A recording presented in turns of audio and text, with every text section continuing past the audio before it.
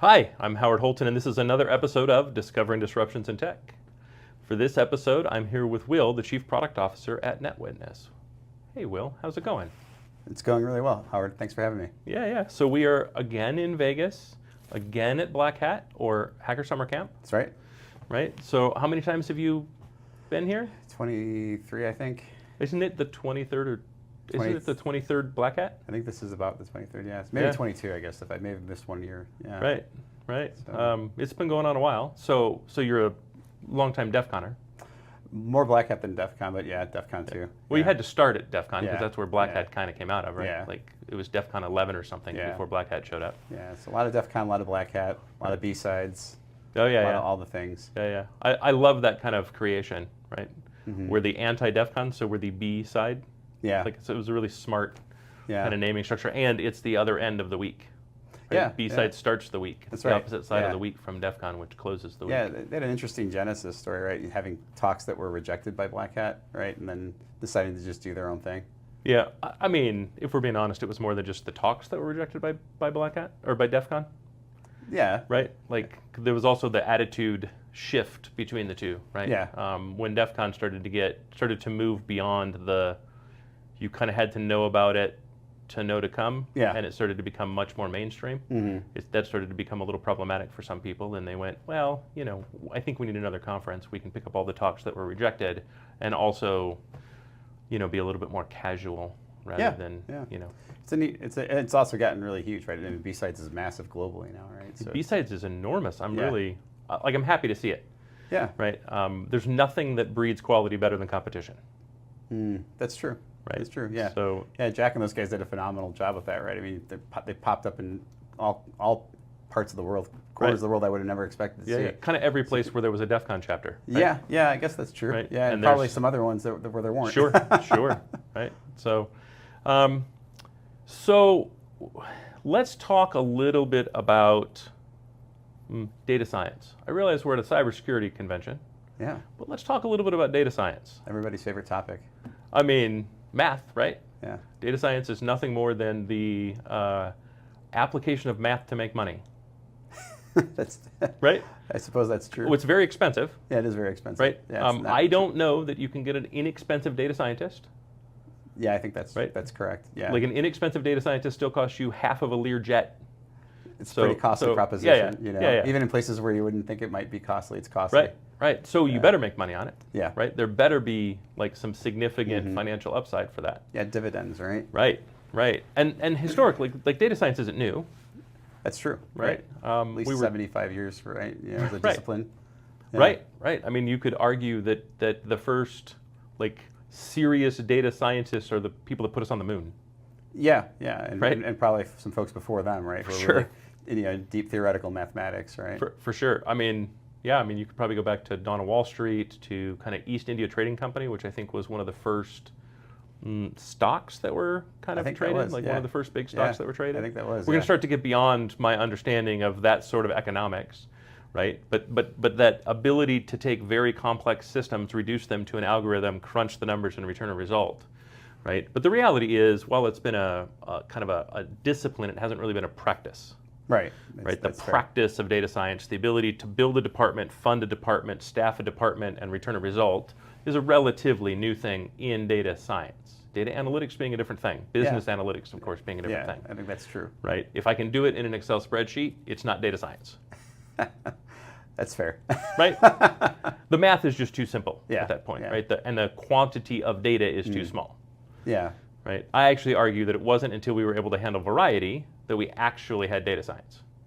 And it had to work with largely disparate sources of data and types of data. Right.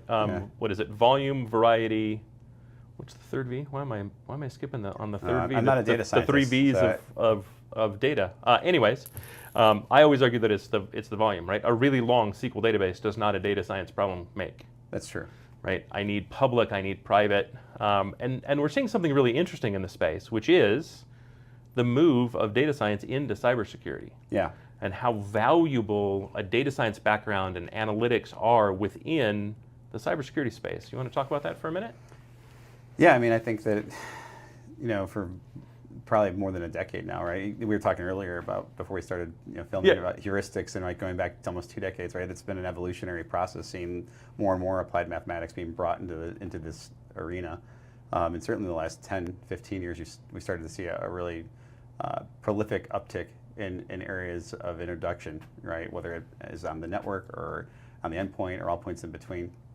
Anomaly detection, right? You can go back all the way to the origins of network behavior anomaly detection and the platforms that were kind of focused on addressing those types of problems, outliers, right? As being another area that we saw an emergence 20 some odd years ago from a lot of different parts of the world and different vendors. But yeah, I mean, I think that in the last 10 years we've seen a really prolific uptick in it, right? And certainly a lot of conversation and a lot of movement to try to introduce more rigorous applied data science, diverse algorithmic constructs, right, to solving challenging problems on the wire and off the wire, with varying degrees of success, right? Sure. Like we talked about earlier, right? So that's. I think it's like I'm now seeing data science as part of red teams and blue teams inside organizations, which is a new thing. Yeah. Like 2 years, 3 years new. I don't recall seeing that pre-COVID. Just to use that as a bookmark. I don't think COVID triggered it in any way, but just to kind of use that as a bookmark. I don't recall seeing that pre-COVID. Vendors, right, building platforms definitely were utilizing data science. Absolutely. But it's now, I'm now seeing it in customers, in end user organizations, within their kind of security practices themselves. Yeah, I mean the barrier of entry has been reduced substantially, right? Open source projects, commercial projects that are they're kind of for the everyman, whether it's Copilot or Gemini or whatever the case may be, or Do you think it also has to do with we've been producing data scientists as a degreed specialty for a while now, and organizations have not been super successful on getting an ROI from those teams, but cybersecurity has become a stronger and stronger and stronger investment point. So do you think it also might have to do with I have this degree, I have this specialty, I have this knowledge, and shifting to cyber gives me a way to utilize that degree with a less margin of error in the org, because orgs aren't going to wipe their cyber teams. Yeah, I think if you're looking at it from a dividend perspective, as a person pursuing that kind of education, it's probably a safer bet to apply that in cybersecurity than just broad spectrum data analysis, right? And working with less specific ends in mind, right? I mean, I think even in cybersecurity, right, it's challenging. If you have a data scientist who's not familiar with the space, there's an awful lot of time spent in shortening the gaps, or I guess narrowing the gaps in knowledge in relation to the domain of cybersecurity, so that a data scientist who's used to just working with voluminous amounts of data and having all these wonderful algorithmic constructs at their disposal can make sense of what they're seeing, right? So I think it's a safer play if you're an individual pursuing that as a career path. If you're passionate about mathematics and you want to get into something where you're going to see a dividend and some fruits of the labor come into fruition, cybersecurity is a pretty good place to be. It's also unlikely, you're unlikely to see that investment vanish. It is impossible for a company to say, well, we cyber solve, so we no longer need to fund that. Right. Whereas, again, that kind of ROI on data science is very hit and miss inside the kind of operational side of the house. Yeah. Right. Additionally, we're bad at running those teams. Yeah. Right. I mean, I think what I see a lot happening is thoughtful applications of data science to what would otherwise be trivial tasks, right? Kind of like advanced orchestration and automation, right? So taking that SOAR concept and evolving that. Is that my phone going off? I heard something. Oh no, it was mine. Oh, sorry. But taking that applied data science and applying it in a more rigorous fashion to advanced orchestration and automation areas of concern, right? Making them more meaningful, really, driving greater value from those investments. That's really, I think, a novel way to start out with basic application and investment, in the technology. And we see a lot of that, right? Trying to make systems smarter, trying to reduce the barrier of entry so that the lowest common denominator within an organization, whether it's day one using a platform or day 10,001, gets the most value out of the platform and the experience. There's a lot of really wonderful applications, like for generative AI and LLM, for those types of use cases. Then for more advanced use cases, right, you've got to think about different types of algorithmic constructs and approaches, given that data science is such a big... It's massive, right? Yeah, it's a big space, right? I mean, it's enormous, right? Right. Various, subdivisions and, disciplinary areas of specialty, right? It leaves a lot of opportunity and a lot of potential. And I think sometimes people get a little bit enamored by the possibility, maybe even the mystique of it, while there's some really, perhaps less sexy, if you will, right, areas that you can apply that, which are going to be meaningful and really provide a lot of value to organizations, right? To me, I think some of the, again, reducing the burden, right, associated with day-to-day tasks is really an important area to see that kind of investment coming to bear. Almost immediately. There's always a need for that, right? To get more value out of an investment, right, out of a platform. So I'm excited about seeing what we're doing just with basic things, and let alone the more advanced things. Oh, for sure. I'm really excited because so one of the issues with kind of data science in general and applying it to an organization is the question's the most important part, right? If you start with a question where the question itself is poorly understood, not the right question, leads you down the wrong path, you're just going to get a terrible result. And too many data scientists are math people, and they should be, right? But they're not the right people to ask the question of the business because they don't truly understand the business. Right. And the business doesn't understand data. Yeah. Right. So frequently I see customers where they go, well, I want to know this. Cool, let me see your data. And you go, well, the answer's not contained in any of this data.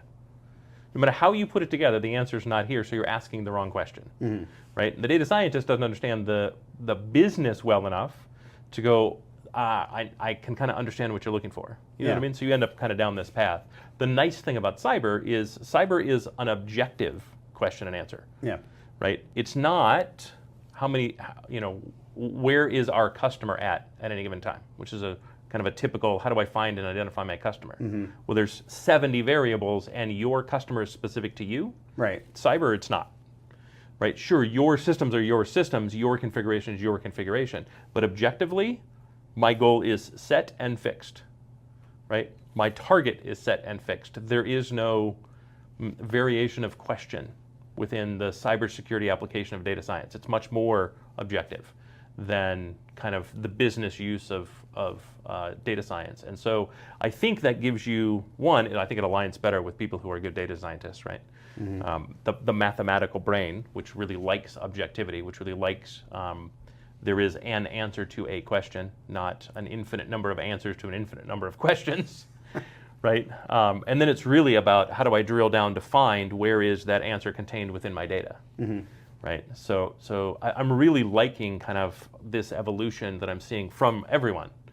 Right, what I'm really interested to see is how do we feed that back into coursework so that data science and cybersecurity aren't discrete programs, but rather start to become this kind of joint program. Yeah, I mean, it's interesting, right? I mean, you've got to have, first and foremost, you have to have the right admixture of people endeavoring down that path, right? Like you said earlier, there are a lot of wonderfully talented data scientists out there who are mathematically gifted people. For sure. But this is an area of discipline, cyber specifically, right, that's not necessarily obvious or common to all those people, right? So there's a learning curve there.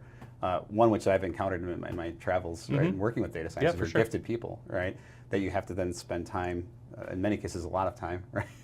Trying to narrow the gaps around so that people understand, oh, this is what this data really means, but this is why we should care about this, or this is why this is what normal looks like for these environments, but here's the anomalous, and the anomalous can range, right, in terms of attribution, from anything from misconfiguration, or less optimal configuration, right, to adversarial activity, right? So getting people to think about the art of the possible there and the nuance there and the variability is important, right? So it's I think once you have more better trained, better exposed data scientists who really kind of get that and have that aha moment. With cybersecurity, you'll start seeing more of that matriculate back into universities and courseware. And, you just made a really good point that I kind of want to talk about for a minute. And it's almost like within cybersecurity, you're looking for the opposite of what you're looking for outside of cybersecurity, right? Within cybersecurity, I'm trying to identify normal, which is actually owned by me, right, and then look for everything that falls outside of normal, which is the things, the activity either not owned by me or not ideally encouraged by me. Right. Within the rest of it, I'm kind of doing the opposite. I'm looking for the behavior that is considered ideal. Right. My ideal customer has a behavioral pattern that I'm trying to identify. So it's actually the things outside of me that I'm trying to identify, but I do it kind of the opposite way. Yeah, you have to, I think, focus on your normal, right, which is different than my normal. And we might have a lot of the same equipment, infrastructural equipment, operating systems, hosts, all those various attributes, right? But my normal is still going to be different than your normal, right? For sure. Now workloads, that's the kind of identity patterning sure. that I think is some of the most valuable. Like I think when we're looking for nuggets of golden data, that's one that I absolutely love, right?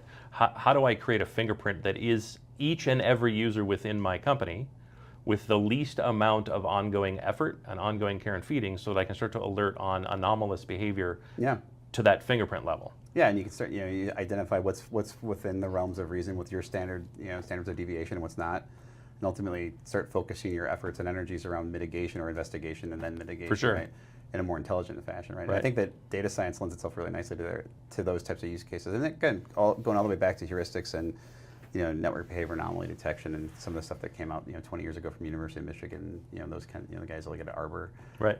They were doing a lot of that work, or the Naval Warfare College guys, right? They were doing a lot of that kind of work on the wire. So I think there's a lot that to still be explored there, and there's a lot of opportunity.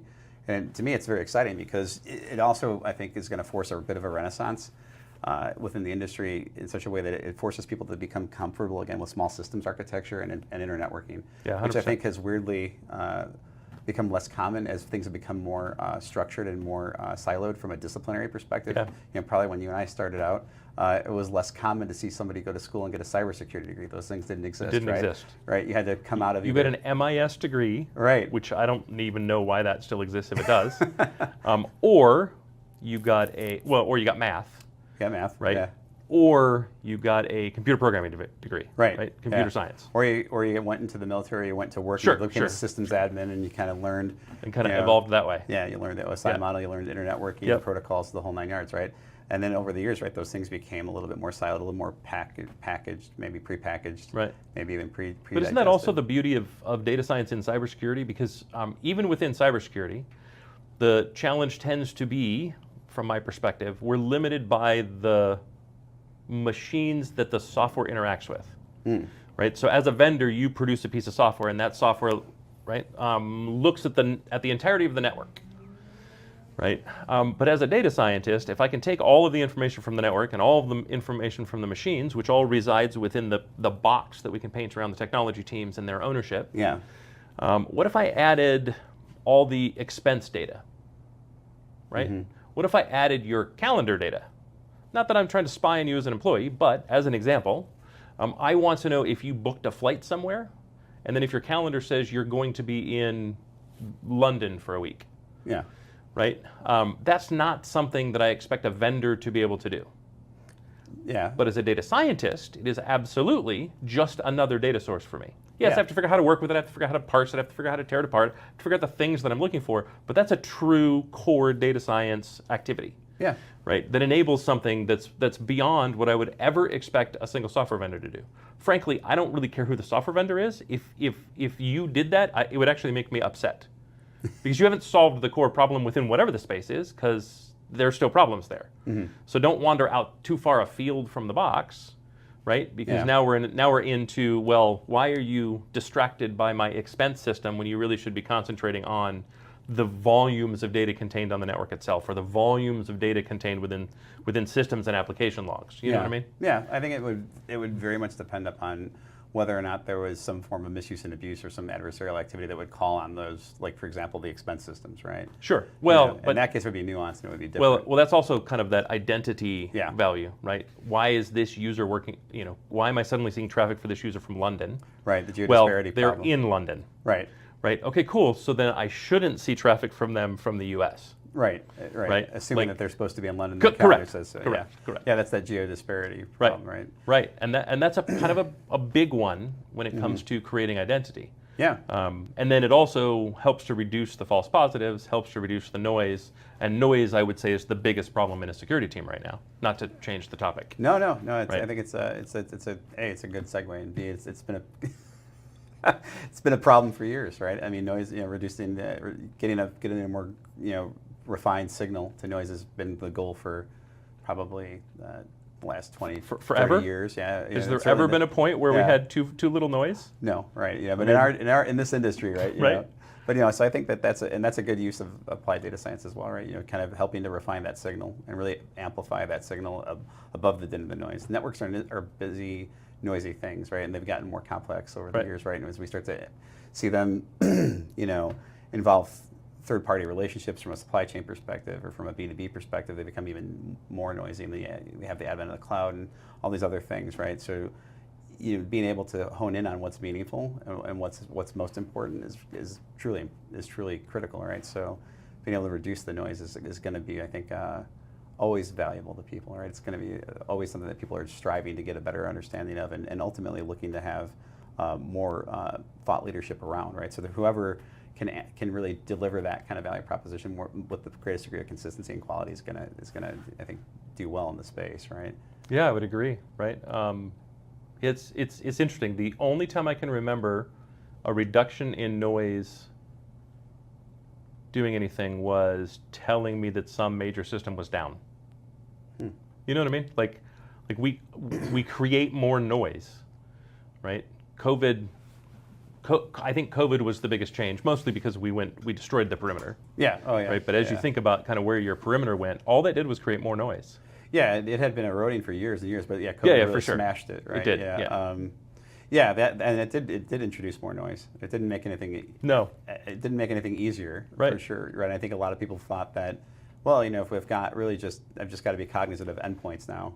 That's a lot more challenging. There are a lot more variables. Those endpoints are not in a controlled environment by any means, right? You're relying upon the environment that person is connecting within to be somewhat secure, right? Well, and we went from 100 networks that we controlled to 10,000 networks that we have no control over whatsoever. That's right. Yeah. Right? Hoping and believing and impressing upon people that you need to be secure. But doing nothing, having no capability to do anything to control it. Yeah. I'm not trying to, I want to make it clear, I'm not blaming anyone. It is simply the reality that we're stuck dealing with, right? Sure, sure. Like I was, like many other people, sent home for remote work. It happened that I was remote anyways, but my whole company, like every other company, sent everybody home. And they basically said, take your laptop, go home, connect it to your home network, along with all those other devices that I don't trust. Right. Right? Right, yeah. Like, I don't know, didn't some of the home thermostats get hacked at one point? Don't smart lights get hacked at some point? Yeah. Certainly some door cameras got hacked. Oh yeah, you know what I mean? Home automation. Home automations, IoT devices are just a hacker's delight. Yeah, the attack surface just it's grew horrible. Exponentially. Right? It's horrible, right? Yeah. And we just sent everybody home. That's right. Yeah. Right? And there were very few good solutions, all of which were so expensive when you scaled it out. Yeah. Right? Like again, there's no blame. This is the reality of the situation, right? I saw some really interesting things, like a network manufacturer made a wireless access point that you could take home but was still corporate controlled, and they automated the heck out of it. But that almost doubled the cost of the work from home value proposition, right? Yeah. So it was just untenable. Yeah. Right? And I don't think, if any major corporation ordered it for just their executive level, right? They would not have been able to deliver during COVID, right? It would have been too many devices. Yeah. Much less deployment and everything else, right? So I think this problem is just getting worse. So what do you recommend that like we've talked about some good and bad here? What do you recommend that people do kind of as a first step to get their arms wrapped around and their minds wrapped around this change in cybersecurity from tools to really focusing on data and its applicability within cyber? Yeah, well, I think to begin with, you've got to consider patterns of behavior. Yours, your coworkers, everyone who connects to every openly available network that you're going to be a participant in at some point in time, right? And then, to your point, the eroded nature of internetworking today, right? The perimeter had been, we used to say years ago when I worked for a vendor 20 years ago that the endpoint was the perimeter, and then I think we're now well beyond that. There really is no perimeter, right? Everything's a perimeter, right? And nothing's a perimeter, right? Your watch could be a perimeter, right? Your thermostat is in one way or another an adjunct element of a perimeter, right? For sure. So it's really, I think, going to be important for people to focus more on patterns of behavior and hygiene from a disciplinary perspective in their lives, right? How do you use the tools you have? What do you allow those tools to be used for? Who do you allow to access to those environments, right? We used to talk about, in this industry, you probably remember this about maybe 10, 15 years ago, what would happen if you had an open Wi-Fi ecosystem and someone did something nefarious? Are you responsible? Or is the party who did that nefarious thing responsible? Sure. Right? Because they leveraged your infrastructure, right? Well, that's become penultimately more probable and quite a lot more concerning, right? As we start to see more and more smart devices, and we start to see everything being IP enabled, and that certainly hasn't made anything easier for enterprise, organizational security concerns, right? The attack surface problem, right, has just become much more concerning, exponentially alarming, right? So I think getting a handle and kind of being able to speak to patterns of behavior, first hygiene, right? Good best practices that start with you and I. Right. What are you using the technology for? How are you using the technology? How are you helping the environment at home or wherever you are to be as safe and secure as it can be before you attach your corporate asset to it? And then ultimately speaking, what type of acceptable risk is going to be part of your daily operating procedures, right, versus not? And then certainly looking at the posture of the assets within your environment. We used to joke in this space about the idea that you can't secure what you're not aware of, what you're not cognizant of. Well, there's nothing truer than that, right? If you're not aware of it, you really can't secure it. So you need to be thoughtful and I would say diligent, vigilant, really, in enumerating and understanding what assets are attached to your network, what assets belong to your organization, whether or not they're attached to your network or they're coming in by virtue of a third party, right? A SASE ecosystem, so on and so forth. And ultimately, to what extent or not you have exposure or you have control over those assets. The transient problem, right, has become far worse than it was 10 years ago. Certainly, COVID exacerbated that, right? So really being able to look at novel ways to instrument assets of all types, right, endpoints of all types, and then coalesce that data with network data, and then understand where internetworking has gone in the last 5 to 10 years, with technologies like SASE, with the advent of more heavily encrypted payloads and traffic loads, right? And then ultimately being able to look at that in the span of an enterprise and say, all right, what do I do from a traditional internetworking perspective? What do I do with my remote workers who used to come in via VPNs, now they can come in through anything, right? To cloud-based technologies or through SASE or whatever the case may be.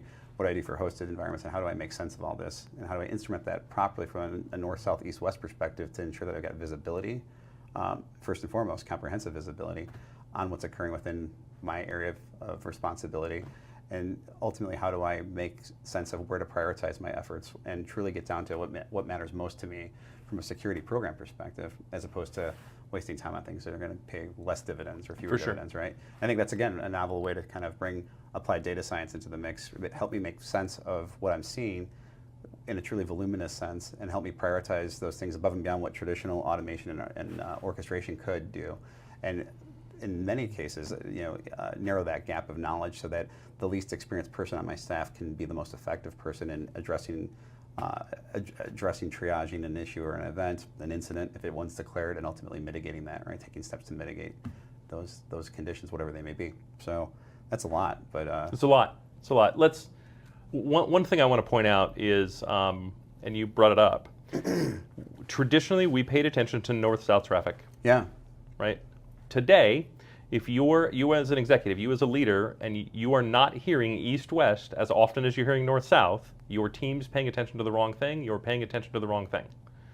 Right? I'm not saying don't pay attention to north-south, right, but east-west is equally as important today and should be a focal area today, without a doubt. Yeah. And so if all you're paying attention to is north-south, you're ignoring this huge problem within your organization. Yeah. Huge. Yeah. So you should make sure you're talking about north-south and east-west in at least equal amounts, if not a little bit more east-west. Yeah, and revisit the idea of instrumentation from a defense in depth perspective, right? No one would ever say, or no one would ever suggest that you should jettison an endpoint agent, right? Because the network's going to do all the work, or vice versa, that, hey, you should jettison network visibility because the endpoint's going to do all the work. I think getting back into that comfort zone with concepts like defense in depth, which of course was like the great grandfather of zero trust, things, right, is really important, right? Because people have become, and this is again, I think, not through anyone's specific fault or through no fault of their own, right? There's been a lot of creative marketing over the years and a lot of compelling voices saying, well, you don't really need to have full packet capture, or you don't really need to have every asset instrument. No, you really do, right? And if you're a CISO, you really need to be cognizant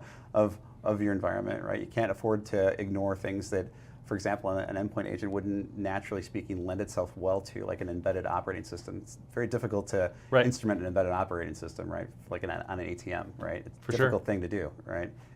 Not impossible, but difficult. I can think of one company that at least 10 years ago could do that pretty well. And they were bought by another company, right?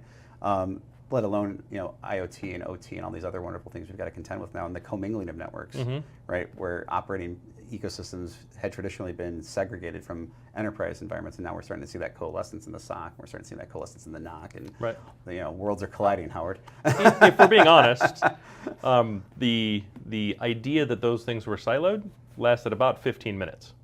I think pragmatically and practically, you're right. I think we ignored them from an operational standpoint because they just almost immediately became shadow IT. Yeah. Right. We weren't looking for it. Right. We weren't getting we weren't doing the things necessary to see what the shadow IT was, and before long they were just connected to the network. Right. Whether we liked it or not, they were just connected to the network. Right. Because they were run by operations. Sure. People were bridging things for years. I mean, constantly. Yeah. I'm sure if we thought about it, we can go back and think about it. Cases where guys from X-Force in the old days, like 20 years ago, were hacking nuclear power plants and gaining access to environments that should have been segmented, and that happened. I actually used to work for ISS years and years ago, and I worked with the first fellow who did that, that work and proved that there's bridging happening, and it's not as hygienic as it should be, right, or needed to be, right. So I think that you're right. Well, and that was organizations where they paid attention to hygiene. It's just humans. That's right.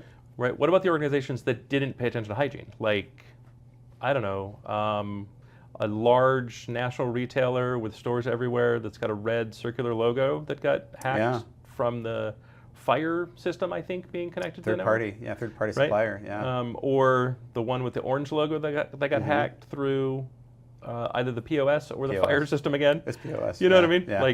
Yeah. And IT was like, why are these things even connected to the network? Yeah. Right. Yeah. We don't have visibility. Well, thankfully, the technology is advanced enough that visibility is possible. Yeah. But the reality is still, right, we're not as hygienic as we need to be. We're not as So the internet has always been an internet of things, right? Yes. Yeah, that's right. That's true. Very true. Always been of things environment. That's true. The hygiene is really important, right? And I think the blocking and tackling the basics of, whether you're thinking about it from a pure play cybersecurity perspective or just from a good IT perspective, right? Hygiene is important. Hardening systems is important, right? Removing permissions where they don't belong. Permission of least privilege of least permission, right? Yeah. Kind of getting down to the brass tacks of things, right? And being thoughtful about how you're administrating networks and who you're credentialing, why you're credentialing, to what level. I would also say, like, as a cybersecurity leader right now, another conversation that if you're not having, you should ask questions is, if you're not constantly having a conversation around the cost of data storage for cyber, you're probably missing things. Oh yeah. Right? The cost has gone down exponentially over the last decade. A decade ago, if you said you needed to have PCAPs and everything, that would have been completely unattainable. Today, that's not completely unattainable. Now it's much more kind of retention length and some things that you can do. How much do you need for how long? Right. But that means you should be having conversations about how much our data storage costs as a percentage of budget. If you as cyber are not having those conversations, you're missing something in a big way, and probably need to figure out what it is. Yeah. And you probably need to think about that heterogeneously as well, right? It's not necessarily practical to try to put all the things in the cloud, right? Oh God, no. And there's definitely a tipping point there from a cost benefit perspective, right? So thinking about, to your point, advances in storage technology and what's occurring almost in real time is really important. It's crucial from an IT perspective in 100%. General, and cyber certainly, right? And just being tuned in to what's occurring, right? Moore's law, which I don't even think is a thing anymore. So I think we exceeded Moore's law, but regardless, it's still close enough to be practical. I think that the technology has just lapped itself successively now. So I think that there's a lot you can take advantage of to achieve really good gross ends from a data retention perspective that'll help you in a myriad of investigatory scenarios that are crucial, right? For modern ecosystems, right? That's a good point. Right. Yeah. Yeah. Sometimes it's the darkness around a conversation that exposes the weakness rather than the light. Yeah. Right. We're having the conversation means we're paying attention. We're not having the conversation. Do we know that we should be having the conversation? That's another way to kind of shine light on a problem. So yeah. This has been a lot of fun. Yeah, I've enjoyed this. Yeah. Right. Yeah. So thanks so much for having me. Yeah, it's been great.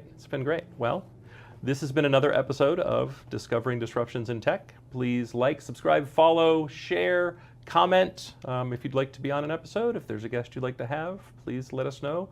Enjoy your week at Hacker Summer Camp. If you're watching this after Blackhat, please by all means, make plans to come visit us at Blackhat and DEF CON, and of course B-Sides. Check out your local community, see if you've got a B-Sides. Get involved in the community.